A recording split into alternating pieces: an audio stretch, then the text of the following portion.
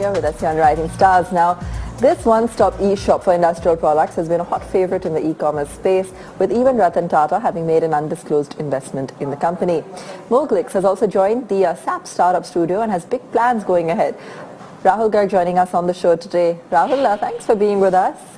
Tell us a little bit about what Moglix is and what the offering is.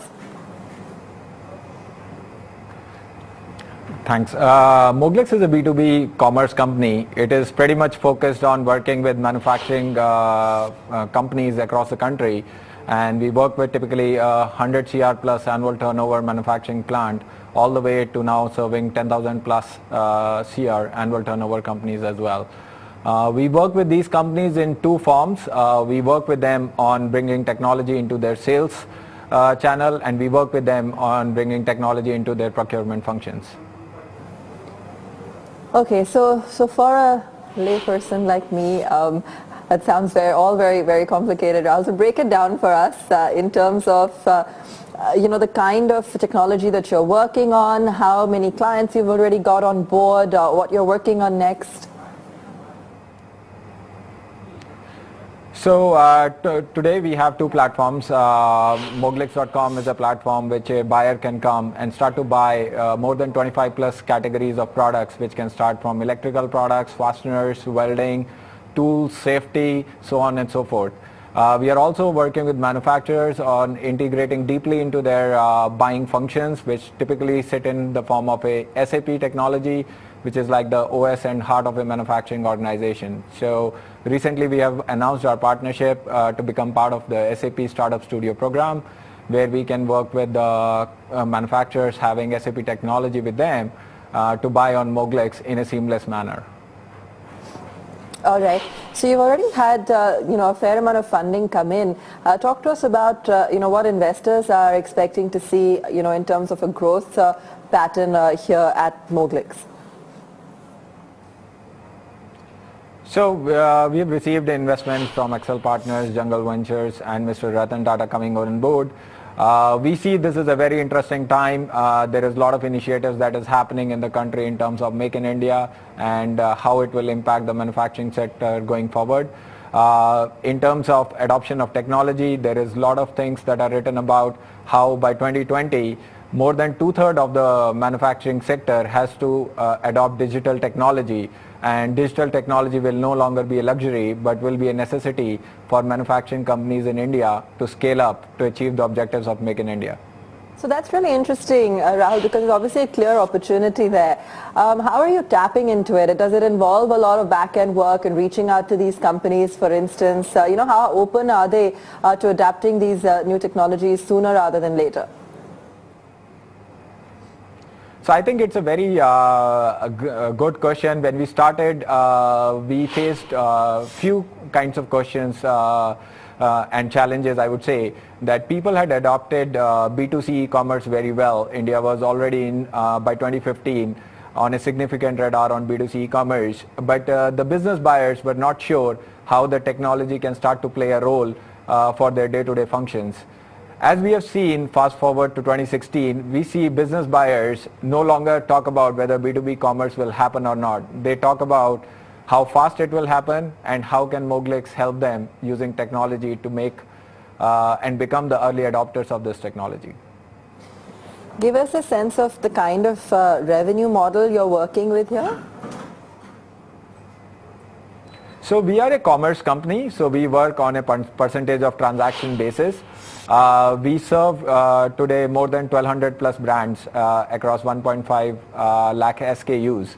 And we work with sellers across the country, now mostly from 10 plus states. The sellers are working with us. When we are connecting them to the buyers, we charge as a percentage of transaction. Got it. And so in terms of the kind of percentage you're able to charge, can you share that with me, and or any of the numbers that you can share in terms of the kind of traffic that you're seeing as well? So as you can imagine, the business buying can have a spectrum of buying. You start to have SME buyers which are potentially buying in smaller quantities, anything from 5,000 to 10,000 rupees. and there are larger corporate buyers which can be buying anywhere from 1 lakh to 25 lakh single orders. So the percentage points significantly vary because the lower end of the spectrum starts to have behavior which is little more towards a retail 5 to 15% kind of transaction percentage points, but as you start to go up in the transaction value, the percentages can start to fall below those levels. Okay, what's your experience been like so far, Rahul, in setting this up? And it's a new space, and obviously one that investors are interested in getting into. They're seeing the advantages there. So not just of of a sort of consumer marketplace, but an actual business to consumer marketplace. So talk to us a little bit about your experiences in setting it up and what that was like.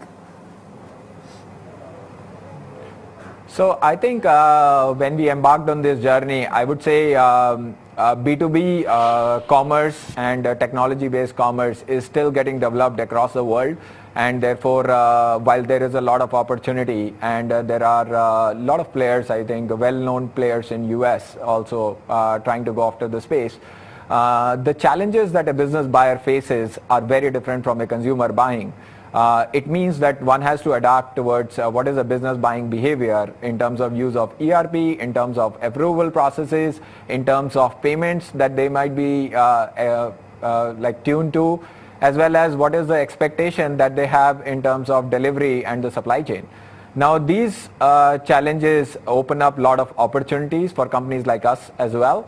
Given that there is a very large market to go after, and particularly in the case of India, what has happened is most of this market has remained fragmented with thousands and thousands of suppliers serving the end buyers. Fair enough. And in terms of in terms of your background as well, tell us a little bit how you got into entrepreneurship, how you set up Moglix. So I started Moglix after quitting Google. I was with Google for last 5 years, moved my family back from Singapore to India to start this venture. Was very, very excited about solving for some fundamental problems that exist in traditional verticals. It was an interesting time because September of 2014, there was a Make in India initiative that got launched. Just looking at some of the statistics, manufacturing sector contributes to almost $300 billion of the GDP, expected to grow to more than $1 trillion by 2025. So the question for me was, using my technology and global market exposure, can I bring that knowledge and how can I impact the manufacturing sector and start to bring technology and supply chain efficiencies into the sector? And that continues to keep us excited as we have gone through this journey. Fantastic. So how do you also do your marketing? Talk to us about that. Given that it's more business oriented, is there a specific more focused approach that you look at? How are you getting the word out there?